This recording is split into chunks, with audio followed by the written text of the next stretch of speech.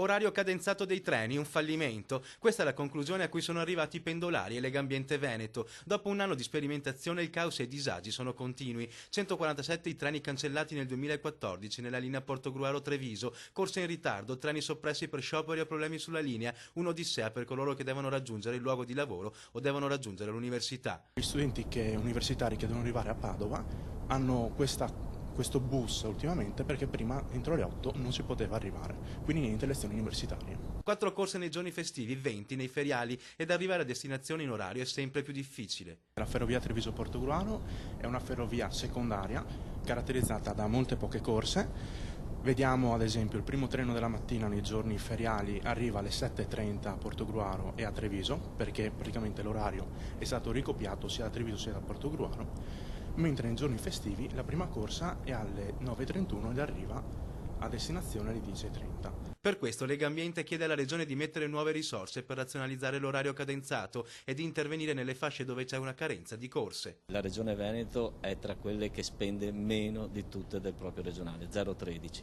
quindi è uno dei dati più bassi nel panorama nazionale. Quello che chiediamo alla Regione è di investire su questo, quindi metterci delle proprie risorse.